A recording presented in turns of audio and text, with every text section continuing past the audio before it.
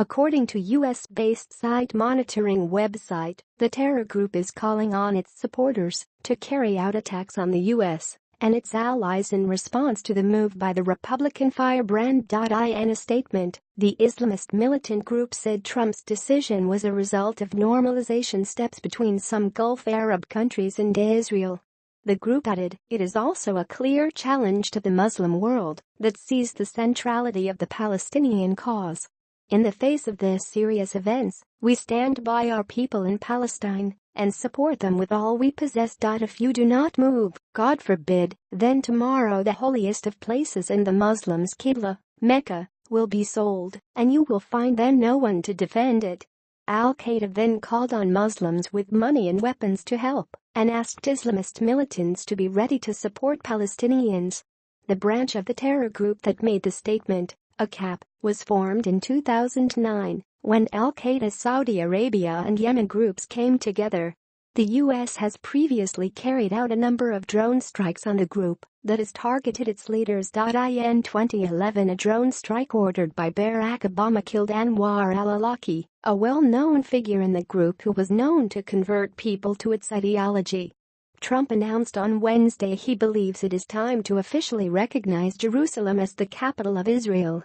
The decision unraveled years of work to establish peace in the Middle East and sparked warnings from Hamas about possible uprisings against Israel.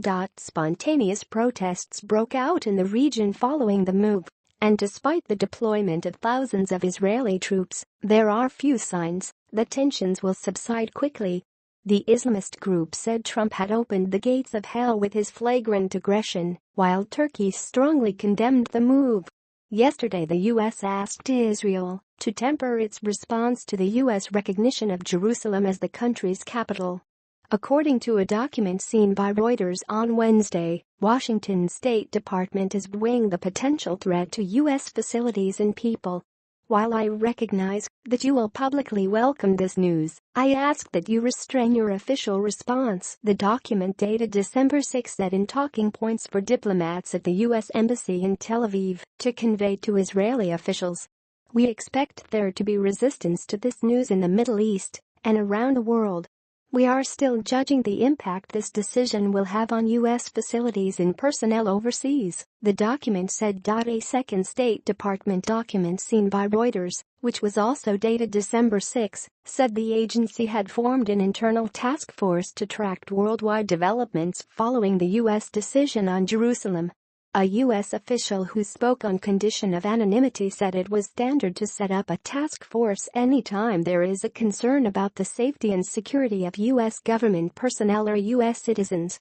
The State Department had no immediate comment on either document. The status of Jerusalem, home to sites holy to the Muslim, Jewish, and Christian religions, is one of the biggest obstacles to reaching an Israeli-Palestinian peace deal.